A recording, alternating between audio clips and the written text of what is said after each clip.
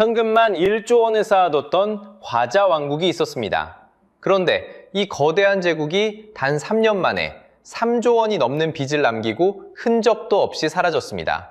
여러분이 어릴 적 소풍 가서 드셨던 맛동산, 야구장에서 응원하며 드셨던 홈런볼 다 만들던 회사입니다. 그런데 더 이상한 건 빚이 3조 원을 넘었는데도 은행들이 앞다투어 돈을 빌려줬다는 거예요. 도대체 이 돈은 어디로 사라진 걸까요? 결론부터 말씀드리면 이 돈은 과자를 만드는 데 쓰이지 않았습니다. 그 진짜 행방을 지금부터 함께 추적해 보겠습니다.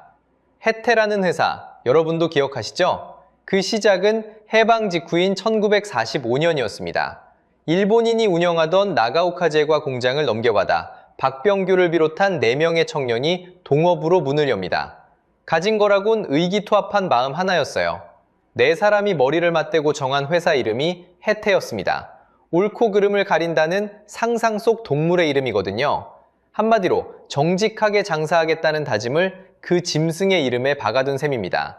첫 제품은 양갱이었습니다. 그런데 이게 보통 끈기가 아니었어요. 6.25 전쟁이 터지자 피난지 부산까지 솥을 짊어지고 내려갑니다. 포탄이 떨어지는 와중에도 그 좁은 부엌에서 양갱을 조리고 또 졸였거든요.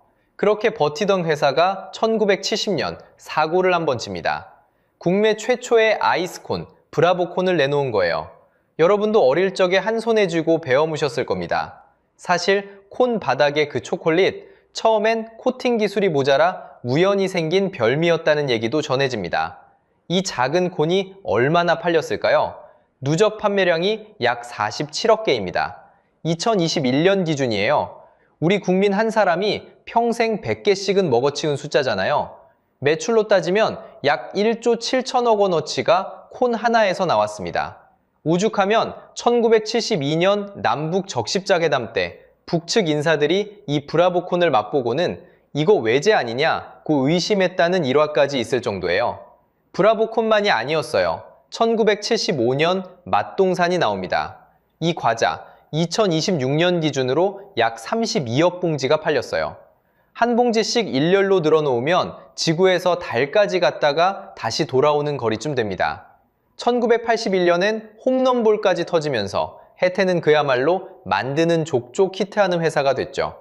여기서 끝이 아니었어요. 1982년 혜태는 광주를 연고로 야구단까지 만듭니다. 다른 대기업들이 다들 손살에 칠 때 혜태가 그 짐을 떠안았거든요. 그런데 이 팀이 한국 시리즈에서만 9번을 우승합니다.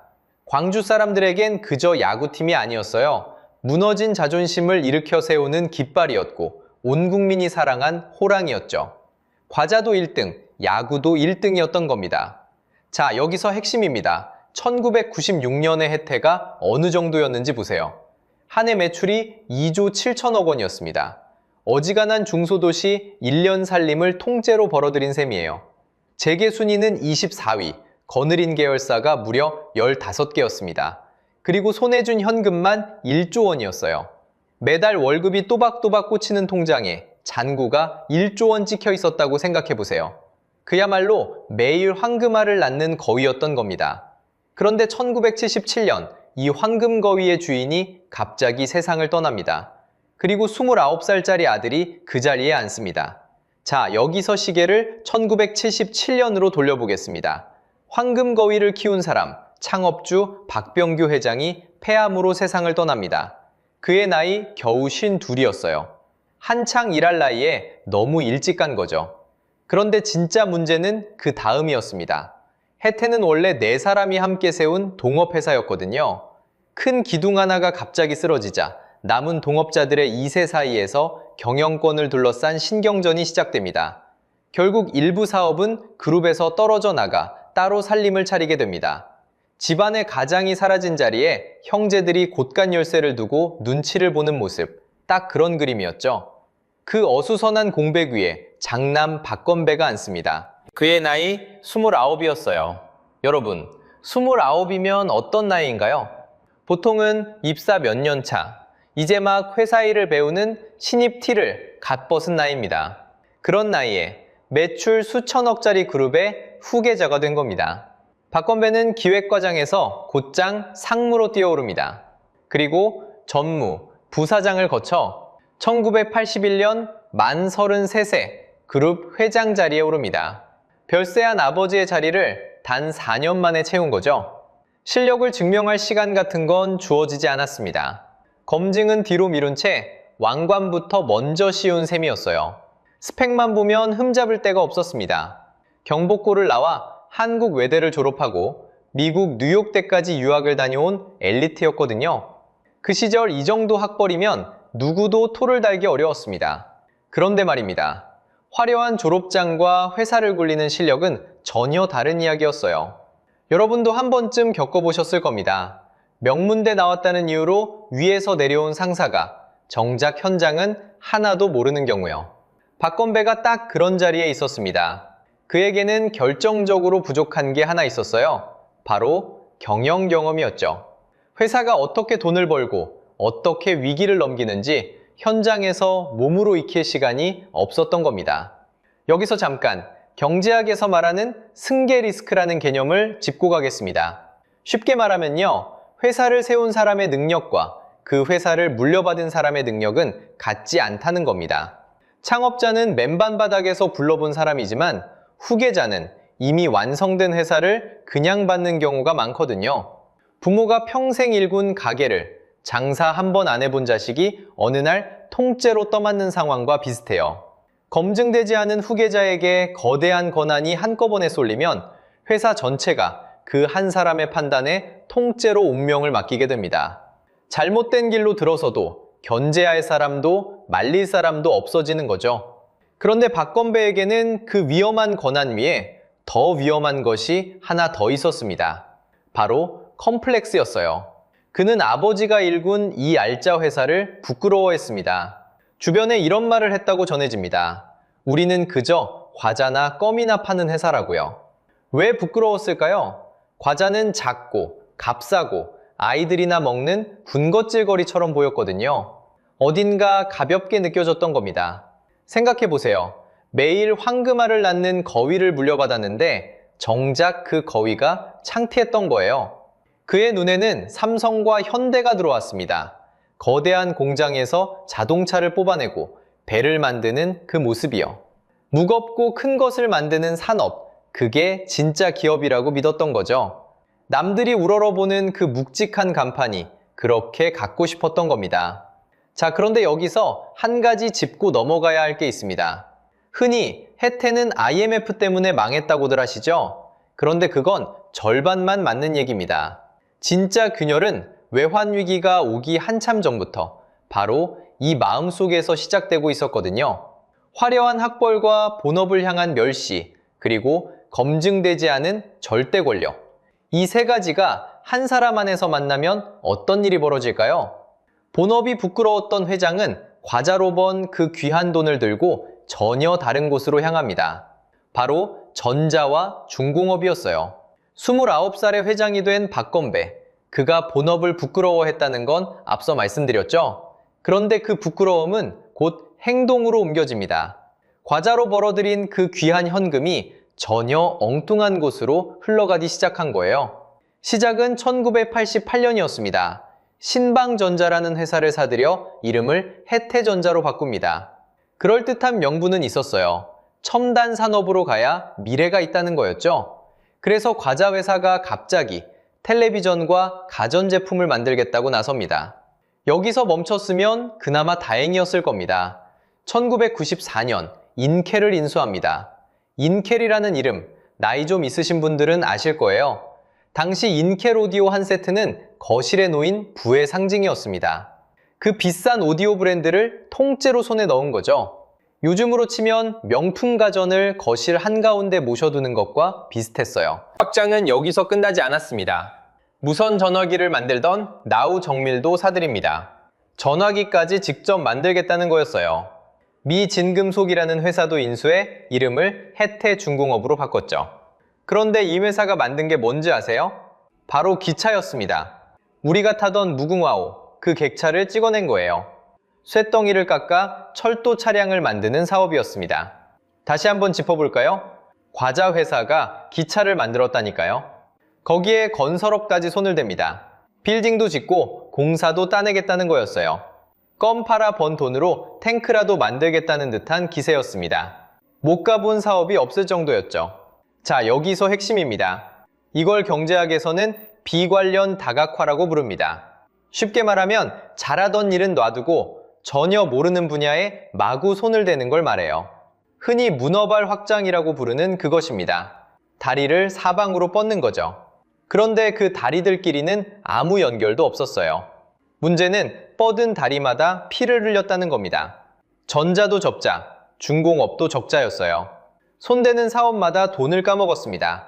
잘 아는 분야가 아니니 당연한 결과였죠. 황금 거위가 낳은 알을 엉뚱한 데 갖다 버린 셈이었습니다. 그럼 그 적자는 누가 메웠을까요? 바로 과자였습니다. 맛동산 팔고 브라보콘 팔아서 번 그 돈으로 전자와 중공업의 구멍을 막은 거예요. 잘 버는 곳에서 빼내, 못 버는 곳에 들이붓는 구조였죠. 밑 빠진 독에 물을 붓는 것과 똑같았습니다. 아무리 부어도 독은 채워지지 않았어요. 규모만 키운다고 돈을 버는 게 아니거든요. 오히려 덩치가 커질수록 관리가 안 되고 비용만 늘어나는 경우가 있습니다. 이걸 규모의 비경제라고 부릅니다. 몸집은 거대해졌는데 그 무게에 스스로 짓눌린 거예요. 혜태가 딱 그 함정에 빠진 거였죠. 생각해보세요. 잘 굴러가던 알짜 회사가 굳이 모르는 사업에 뛰어들어 스스로 피를 흘리고 있었습니다. 답답하다 못해 어이가 없을 지경이죠. 가만히 과자만 만들었어도 중간은 갔을 텐데 말이에요. 그런데 여기서 한 가지 의문이 남습니다. 적자가 그렇게 쌓였는데 회사는 어떻게 안 망하고 버텼을까요? 그 많은 적자를 메울 돈은 도대체 어디서 끌어왔을까요? 그 돈은 은행에서 나왔습니다. 그것도 갚을 수 없을 만큼요. 자, 이제 진짜 핵심입니다. 그 돈이 어떻게 회사를 통째로 잡아먹었는지 숫자로 보시죠. 3조라는 빚이 어떻게 쌓였는지 한번 제대로 들여다보죠. 생각보다 훨씬 무섭습니다.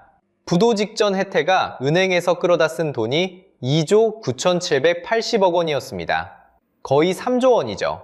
그런데 이 회사가 가진 재산을 다 합쳐도 3조 3,900억 원이었어요.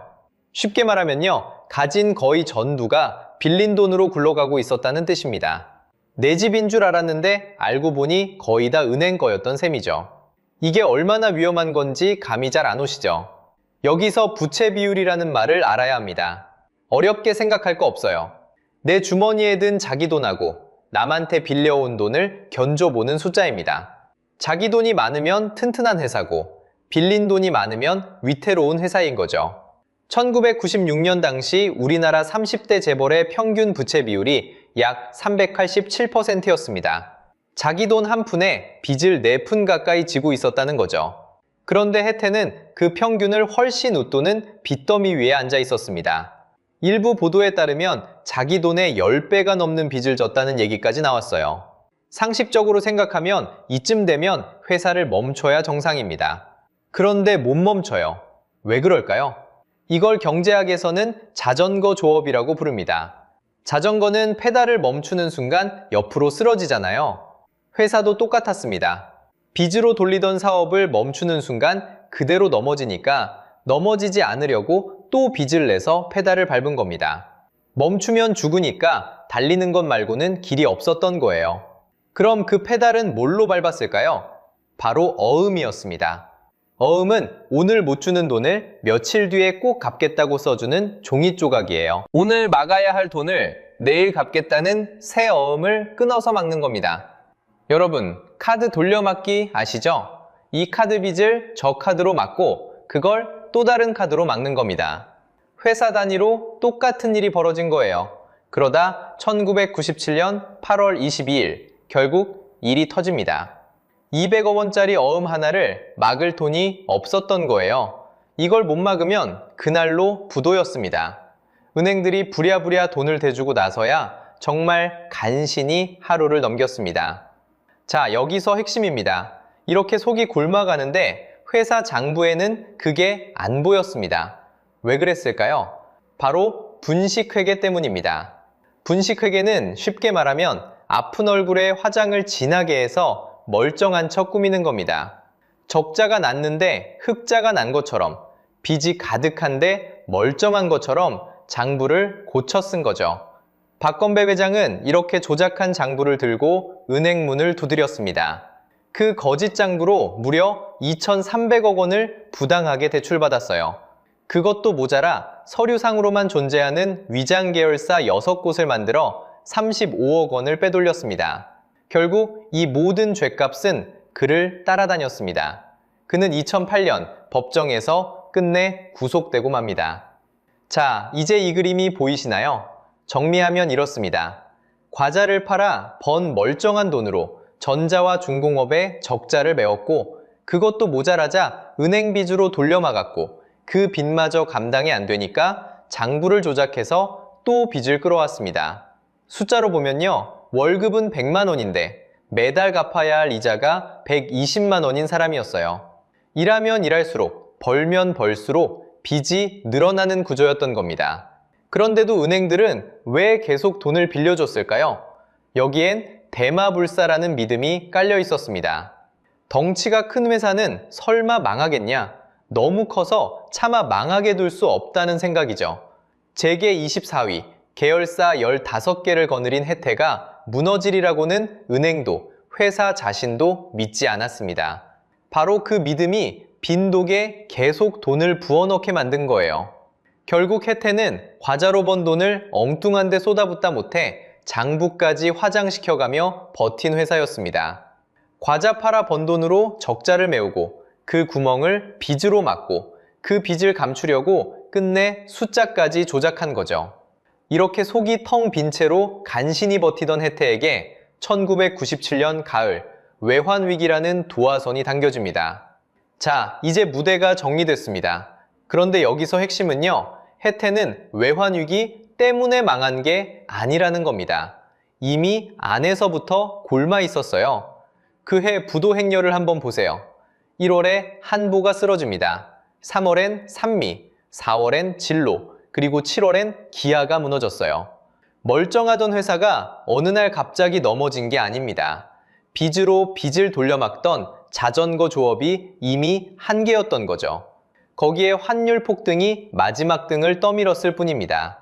줄줄이 세워둔 도미노에 손가락 하나가 닿은 셈이에요. 혜태 차례는 11월이었습니다. 1997년 11월 1일 만기여음 196억 원을 끝내 막지 못합니다. 그렇게 혜태제과는 최종 부도를 맞았어요. 같은 날 뉴코아도 함께 무너졌습니다. 그리고 1999년 재계 24위였던 그룹은 공식 해체됩니다. 외환위기가 도화선이었다면요. 그 불씨는 이미 회장이 직접 쌓아둔 것이었습니다.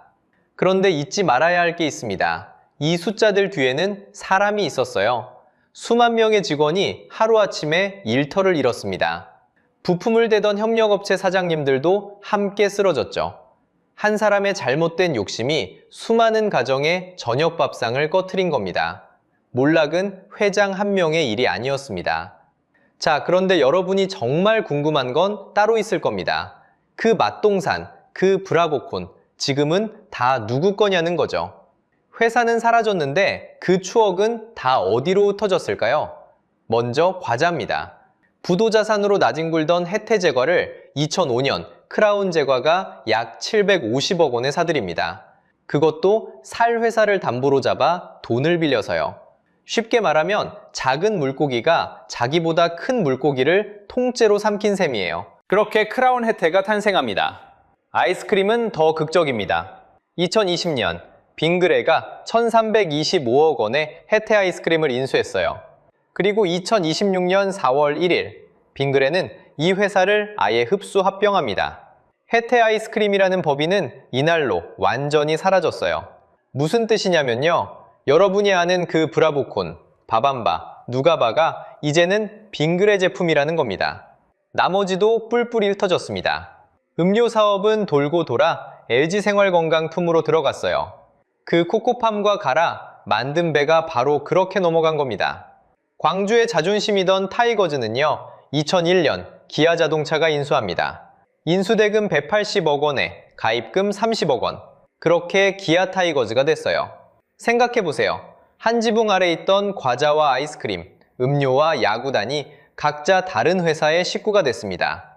한 가족이 뿔뿔이 흩어져 남의 집 문패를 단 것처럼요. 정작 이 모든 걸 키워낸 혜태라는 이름만 어디에도 온전히 남지 못했습니다. 그런데 참 묘하지 않습니까? 브랜드는 살아남았는데 정작 그걸 만든 회사는 사라졌어요. 우리는 매일 그 과자를 먹으면서도 혜태가 죽었다는 걸 알아채지 못합니다. 회사는 죽었는데 브랜드는 살아남았습니다. 바로 여기에 혜태가 우리에게 남긴 진짜 교훈이 숨어 있습니다. 자, 여기서 우리가 던져야 할 질문이 하나 있습니다. 정말 혜태는 어쩔 수 없이 망한 걸까요? 같은 시대, 같은 과자 시장에서 정반대의 길을 걸은 회사들을 보면 답이 또렷하게 보입니다. 먼저 우리온입니다. 우리온은 본업을 버리지 않았어요. 초코파이 하나를 들고 묵묵히 세계로 나갔거든요. 그 결과 2024년 매출 3조 1,043억 원, 영업이익 5,436억 원을 찍습니다. 창사 이래 처음으로 영업이익 5천억을 넘긴 역대 최대 기록이에요. 더 놀라운 건 해외 매출 비중이 약 65%까지 올라갔다는 겁니다. 회사가 버는 돈 열의 6은 한국 밖에서 들어온다는 뜻이죠. 중국 법인 한 곳에서만 매출 1조 2,701억 원이 나왔으니까요. 국내 제과업체 중 가장 높은 수치입니다.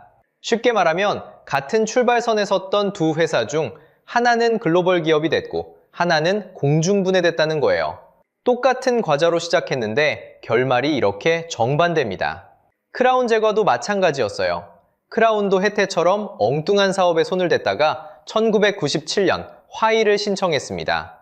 부도 직전까지 몰린 거예요. 그런데 크라운은 다시 과자로 돌아왔습니다. 군사를 덜어내고 본업에 집중했죠. 그리고 살아남았습니다.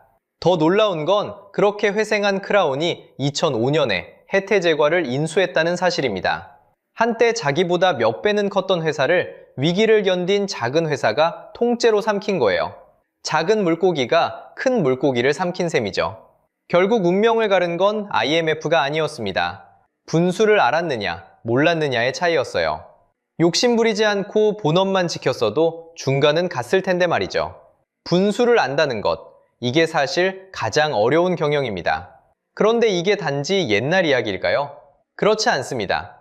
능력이 검증되지 않은 후계자에게 거대한 조직을 통째로 넘기는 일, 잘하던 본업을 우습게 보고 한눈 파는 경영, 덩치가 크니 설마 망하겠냐는 안일함, 이 세 가지는 지금 이 순간에도 어딘가에서 반복되고 있어요.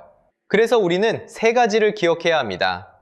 첫째, 후계자는 핏줄이 아니라 검증된 실력으로 세워야 합니다. 둘째, 돈을 벌어다 주는 본업을 절대 부끄러워하지 말아야 해요. 셋째, 장부는 화장이 아니라 거울이어야 합니다. 투명한 회계 없이 버틴 성장은 결국 모래성이거든요. 여기서 여러분께 묻고 싶습니다. 만약 여러분이 29에 그 자리에 앉은 박건뱅 회장이었다면 매일 황금알을 낳던 그 거위를 끝까지 지켰을까요? 아니면 더 화려한 무언가에 손을 뻗었을까요? 여러분의 생각을 댓글로 들려주세요. 다음 영상에서는 또 다른 한국 기업의 몰락을 다뤄보려 합니다. 한때 재계 순위를 다투던 거대 그룹이 어쩌다 무리한 욕심 하나로 무너졌는지 그 돈의 흐름을 다시 추적해 보겠습니다. 오늘 영상이 유익하고 재밌으셨다면 구독과 좋아요 부탁드리겠습니다. 시청해주셔서 감사합니다. 삼성이 직접 세운 방송국이 60년 뒤 삼성 후계자를 정면으로 겨눴습니다. 그리고 삼성은 조용히 광고를 걷어들이기 시작했습니다. 1965년 삼성 창업주 이병철이 신문사 하나를 세웁니다. 바로 중앙일보였습니다. 사돈으로 맺어진 두 집안은 그렇게 60년을 함께 걸었습니다. 그런데 2026년 6월 그 방송국의 후예인 중앙그룹이 무너졌습니다. 총 차입금 3조 원짜리 거대 미디어 그룹이 단돈 206억 원을 막지 못하고 쓰러진 겁니다. 그것도 단 8일 만이었습니다. 사람들은 이걸 재벌 집안 싸움이라며 지나쳤습니다. 그런데 이 몰락의 마지막 청부서는 엉뚱하게도 8% 이자를 믿고 노후 자금을 넣은 평범한 개인들에게 날아왔습니다. 60년 은혜가 어쩌다 배신의 부메랑이 되었는지, 그리고 그 대가를 왜 여러분이 떠안게 됐는지 지금부터 함께 파헤쳐 보겠습니다. 먼저 숫자 두 개를 나란히 놓아보겠습니다. 하나는 3조 원, 다른 하나는 206억 원입니다. 3조는 이 그룹이 짊어지고 있던 총 차입금이었습니다. 그리고 206억은 그 거대한 그룹이 끝내 갚지 못한 돈이었습니다. 상식적으로 생각하면 이상하지 않으십니까? 3조를 굴리던 회사가 그 100분의 1도 안 되는 돈에 걸려 넘어졌습니다. 마치 몸집이 산더미 같은 거인이 발밑에 동전 하나에 걸려 그대로 쓰러진 셈입니다. 2026년 6월 10일 JTBC가 만기가 돌아온 206억 원을 막지 못했습니다. 56억과 150억 두 뭉치의 차입금이었습니다. 이걸 채무불이행, 쉽게 말해 디폴트라고 부릅니다. 약속한 날 돈을 갚지 못했다는 뜻이죠. 여기까지는 한 방송사의 사고처럼 보였습니다. 그런데 문제는 속도였습니다. 나흘 뒤인 6월 16일 중앙일보의 신용등급이 떨어지면서 이른바 기한이익상실이 발동됩니다. 어려운 말 같지만 뜻은 단순합니다. 약속을 어겼으니 빌린 돈을 지금 당장 다 갚으라는 버튼이 눌린 겁니다. 그러자 즉시 갚아야 할 돈이 1,370억 원으로 불어났습니다. 그리고 6월 19일 중앙일보는 예금 부족으로 결제대금을 막지 못한다는 최종 부도를 알립니다. 첫 디폴트부터 최종 부도까지 걸린 시간은 단 8일이었습니다. 한 주가 조금 넘는 시간에 60년을 버텨온 제국이 주저앉은 겁니다. 그런데 이 방송국의 뿌리를 아시면 이야기는 더 서늘해집니다. JTBC와 중앙일보의 모체인 중앙일보는 1965년 삼성 창업주 이병철 회장이 손수 세운 회사였습니다. 그러니까 삼성이 60년 전에 심은 나무가 지금 이렇게 넘어진 겁니다. 여기서 진짜 물어야 할 질문은 따로 있습니다. 이 거인이 쓰러지면서 그 잔해 밑에 누가 깔렸느냐는 겁니다. 답은 재벌이 아니었습니다. 무너진 자리를 살펴보니 평범한 개인 투자자들의 돈이 약 7,900억 원 깔려 있었습니다. 광역시 하나의 살림살이가 통째로 얹힐 만한 규모입니다. 은행 예금보다 이자가 훨씬 높다는 말에 노후자금을 맡긴 여러분의 이웃 같은 사람들이었습니다. 창구에서는 안전한 상품이라는 설명을 들었을 뿐이었습니다. 그 말을 믿었을 뿐인데 어느 날 회사가 문을 닫자 맡긴 돈의 운명이 통째로 흔들리게 된 겁니다. 실제로 6월 19일 상암동 JTBC 사옥 앞에는 이 채권을 들고 있던 피해자들이 모여 기자회견을 열었습니다. 마이크를 잡은 사람들은 원금을 돌려달라고 외쳤습니다. 누군가에게는 평생 모은 전 재산이 걸린 문제였습니다. 재벌들의 60년 드라마가 끝난 자리에 계산서를 받아든 건 이 평범한 사람들이었던 겁니다. 자, 여기서 핵심입니다. 이 몰락을 제대로 이해하려면 60년 전 삼성이 이 방송국을 세우던 그날로 거슬러 올라가야 합니다. 삼성과 중앙, 이 두 이름은 원래 한 몸이었습니다. 도대체 어쩌다 서로에게 등을 돌리게 됐을까요? 이야기의 시작은 1965년입니다. 여러분이 아시는 그 삼성을 세운 창업주 이병철 회장이 신문사 하나를 만듭니다. 바로 중앙일보입니다. 그런데 여기서 놓치면 안 되는 게 하나 있어요. 이병철 회장이 그냥 돈만 댄 게 아닙니다. 자기가 직접 초대 사장으로 이름을 올렸습니다. 그러니까 이건 남의 회사에 투자한 게 아니라 삼성이 자기 손으로 낳은 자식이었던 거예요. 그리고 그 옆에는 홍진기라는 사람이 있었습니다. 홍진기는 부사장으로 들어와서 이 신문사를 실질적으로 키워낸 인물이거든요. 여기까지만 보면 그냥 대기업이 신문사 하나 차렸구나 이렇게 넘어갈 수 있습니다. 그런데 진짜 이야기는 지금부터입니다. 자, 여기서 핵심입니다. 두 집안이 사돈으로 묶입니다.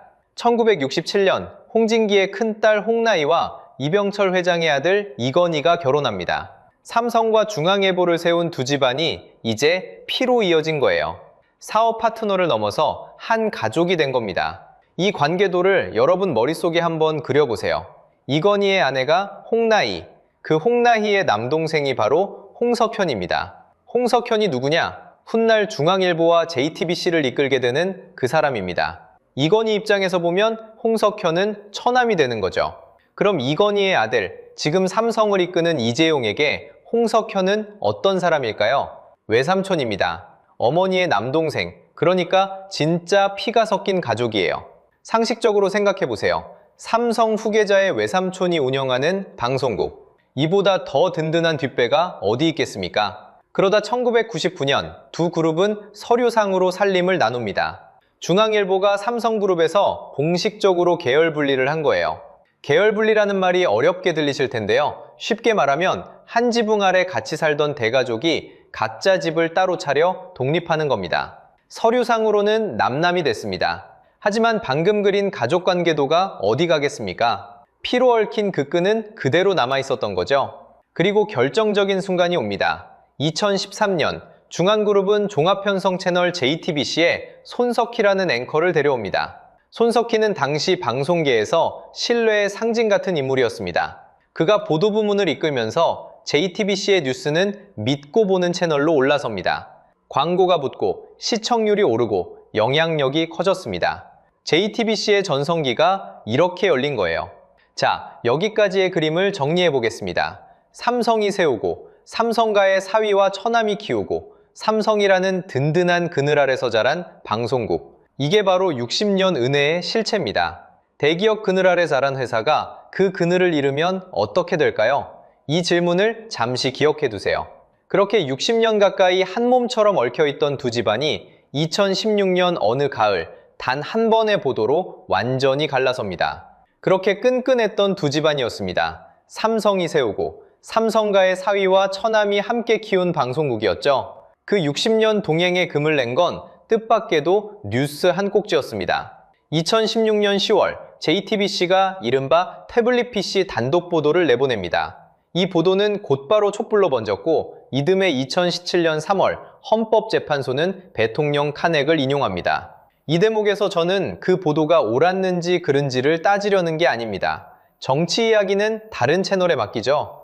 여기서 우리가 볼 건 오직 하나, 돈의 흐름이거든요. 그 격동의 한복판에서 무슨 일이 있었을까요? 탄핵이 인용되기 한 달 전인 2017년 2월 삼성전자 이재용 부회장이 뇌물공여 혐의로 구속됩니다. 자, 여기서 핵심입니다. 삼성이 60년 전 손수 세운 방송국이 하필 그 삼성의 후계자를 정면으로 겨눈 모양새가 된 겁니다. 창업주 이병철이 만든 신문사, 그 후예가 물려받아 키운 방송국이었습니다. 그런데 그 카메라가 향한 곳이 바로 삼성가의 심장이었던 거예요. 상식적으로 생각하면 이런 관계는 쉽게 깨지지 않습니다. 결혼으로 피까지 얽힌 사이였으니까요. 그런데 균열은 말이 아니라 숫자로 나타났습니다. 삼성이 아무 말도 하지 않는 동안 광급이라는 젖줄이 조용히 줄기 시작합니다. 방송국에게 대기업 광고란 매달 통장에 꽂히는 월급이나 마찬가지거든요. 그 월급이 끊기면 어떻게 될까요? 아무리 큰 회사라도 숨이 가빠집니다. 그런데 삼성은 광고를 왜 줄이는지 단 한 줄도 설명하지 않았습니다. 숫자로 보면요. 삼성전자가 JTBC에 집행한 TV 광고는 2017년 5월 69회였습니다. 그런데 6월에는 41회로 꺾입니다. 다시 7월에는 28회로 주저앉습니다. 불과 2달 만에 절반 넘게 사라진 거죠. 그리고 그 이후로 삼성 광고는 사실상 끊겨 다시는 예전만큼 돌아오지 않았습니다. 여러분, 이게 무슨 의미인지 생각해 보세요. 광고 한 번이 나가는데 붙는 돈은 결코 작지 않습니다. 그 횟수가 반토막 나고 또 반토막 났다는 건 매출의 한 축이 통째로 흔들렸다는 뜻이거든요.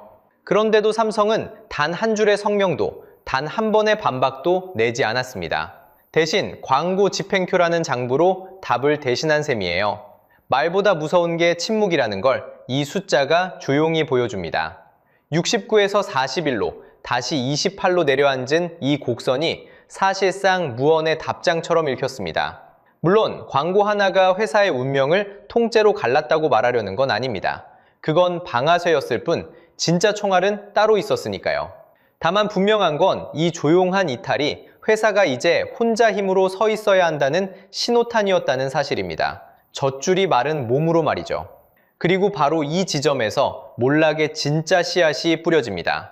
그런데 뒷배가 사라진 회사가 택한 생존법이 오히려 자기 무덤을 팠습니다. 젖줄이 말라버린 회사는 두 가지 선택지 앞에 섰습니다. 몸집을 줄이고 웅크리거나 아니면 더 크게 베팅하거나. 중앙그룹은 후자를 택했습니다. 그리고 그 도박은 하나가 아니라 무려 2개였습니다. 첫 번째 도박은 스포츠 중계권이었습니다. 2019년 중앙그룹은 피닉스 스포츠라는 회사를 만듭니다. 콘텐트리 중앙이 190억, 중앙일보가 130억을 넣었습니다. 이 회사가 손에 쥔 건 2026년부터 2032년까지 올림픽과 월드컵 북매 중계권이었습니다. 값은 약 5억 달러, 우리 돈으로 7천억 원쯤 됩니다. 그런데 여기서 계산이 어긋나기 시작합니다. 이 비싼 중계권을 지상파에 되팔아 본전을 뽑아야 하는데 계약이 성사된 건 KBS 한 곳 140억 원 뿐이었습니다. MBC와 SBS는 협상 테이블을 걷어찼습니다. 7천억을 쓰고 140억을 회수한 셈이죠. 동계올림픽은 아예 재판매에 실패해 JTBC가 혼자 중계했는데 시청률은 저조했습니다. 두 번째 도박은 드라마였습니다. 2021년 콘텐츠 제작사인 SLL 중앙에 큰 돈이 몰립니다. 프랙시스 캐피탈이 3천억, 텐센트 계열인 에이스빌이 1천억, 합쳐서 4천억 원이었습니다. 그런데 이 돈에는 조건이 붙어 있었습니다. 상장시켜줄 테니 투자해달라 하고 받은 돈이었죠. 당시 SLL 중앙의 몸값은 약 1조 2천억 원으로 평가됐습니다. 꿈은 컸습니다. 그런데 정해진 기한 안에 상장은 끝내 무산됐습니다. 그러자 그 4천억 원의 성격이 하루아침에 뒤바뀝니다. 투자금이었던 돈이 갚아야 할 빚으로 둔갑한 겁니다. 도박판의 판돈이 그대로 청구서가 됐죠. 자, 여기서 핵심입니다. 많은 분들이 이 몰락을 두고 삼성이 등을 돌려서 월드컵 중계권 때문에 라고 말합니다. 하지만 여러 경제 매체들의 진단은 다릅니다. 그건 방아쇠였을 뿐 진짜 총구는 따로 있었다는 겁니다. 숫자로 보면요. JTBC가 개국한 뒤 영업 흑자를 낸 해는 2017년과 2018년 단 2년뿐이었습니다. 나머지는 전부 적자였습니다. 10년 넘게 제 힘으로 돈을 벌지 못하고 빚으로 버텨온 회사였던 거죠. 그 결과가 부채 비율 4,564.7%입니다. 내 돈 1에 빚이 45가 얹혀 있다는 뜻이에요.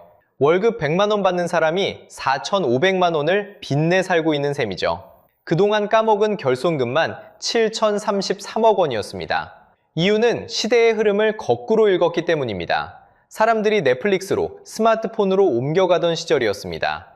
TV 광고가 쪼그라드는 게 눈에 보이는데 중앙그룹은 오히려 비싼 대작과 중계권에 돈을 쏟았습니다. 저비용으로 흑자를 낸 다른 종편들과 달리 JTBC 홀로 고비용의 길을 고집한 거죠. 결국 배신도 광고 단절도 방아쇠였을 뿐 진짜 원인은 10년 묵은 차입 경영이라는 구조였던 겁니다. 그런데 여기까지가 남의 집 이야기라면 지금부터는 정확히 여러분의 이야기입니다. 이 거대한 도박판의 판돈은 어디서 나왔을까요? 여러분이 8%를 믿고 넣은 100만 원을 따라가 보겠습니다. 창구에서 이자 8%, BBB 등급이라 안전하다는 말을 듣고 회사채에 100만 원을 넣었다고 해보죠. 그 돈은 먼저 들어온 다른 투자자에게 줄 이자로 수백억짜리 대작 제작비로 빠져나갑니다. 또 일부는 밀린 중개권료를 메우고 남은 돈은 이미 쌓인 3조 원짜리 빚을 돌려막는 데 들어가죠. 쉽게 말하면요, 여러분의 100만 원은 새 사업이 아니라 옛 빚과 옛 도박의 뒷수습에 쓰인 겁니다. 그렇게 돈이 다 흩어진 뒤 회사가 회생 절차에 들어가면 여러분은 회생 채권자가 됩니다. 돈 받을 순서가 맨 뒤로 밀리고 받을 액수마저 깎이는 대기표를 쥐는 거죠. 원금이 감면되거나 현금 대신 회사 주식으로 바꿔받는 출자 전환이 될 수도 있습니다. 결국 여러분이 8%를 믿고 넣은 100만 원, 손에 얼마가 남을지는 아무도 장담하지 못합니다. 이자에 눈이 갔지만 원금이 얼마나 돌아올지조차 지금은 알 수 없다는 뜻입니다. 재벌가의 60년 은원이 벌인 두 개의 도박, 그 마지막 연료가 바로 여러분의 노후자금이었던 셈이죠. 그럼 이 배신극의 마지막 청구서는 대체 누구에게 날아갔을까요? 재벌 두 집안의 60년 은원이 마침내 막을 내렸습니다. 그런데 그 드라마의 마지막 장면에는 아무도 예상하지 못한 사람들이 서 있었습니다. 3조 원짜리 제국이 무너진 잔해 위에 정작 깔려있던 건 재벌이 아니었습니다. 8% 이자를 믿고 노후자금을 맡긴 평범한 이웃들이었어요. 개인에게 팔린 회사채와 어음, 그 추정 물량이 약 7,900억 원입니다. 광역시 시민 수만 명이 한 사람당 수천만 원씩 물린 셈이죠. 새벽부터 밤까지 화물차를 모는 50대 가장은 5천만 원을, 정년을 앞둔 은퇴자는 퇴직금 1억 원을 창구 직원 말만 믿고 이 채권에 넣었습니다. 그때 들은 말은 똑같았습니다. 이거 BBB 등급이라 안전해요. 그런데 이 BBB라는 등급, 도대체 무슨 뜻일까요? 신용등급은 학점 같은 겁니다. BBB는 우등생이 아니라 겨우 낙제를 면한 턱거거리 학점이에요. 그런데 부도가 나자 이 등급은 순식간에 CCC로 낙제 직전 자리로 굴러떨어졌습니다. 자, 여기서 핵심입니다. 은행 예금은 나라가 1억 원까지 대신 물어줍니다. 은행이 망해도 안전망이 받쳐주는 거죠. 그런데 회사채는 이 안전망 바깥에 있습니다. 회사가 이자 쳐서 갚을게요 하고 써준 차용증일 뿐 나라가 보증하는 상품이 아니거든요. 회사가 넘어지면 그 손실은 오롯이 개인이 떠왔습니다.